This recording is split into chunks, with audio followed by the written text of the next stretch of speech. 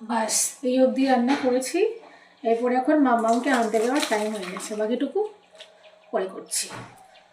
বাকি যেটুকু আছে যা আছে সেগুলো এসে এসে তারপরে করবো। শীতকালে শীতের তরকারি বেশ লাগে, বলছি শীতকালে শীতের তরকারি বেশ লাগে, অন্য কিছু সব কিছু ফেল হয়ে যায়, শীতের তরকারি ভাল লাগে।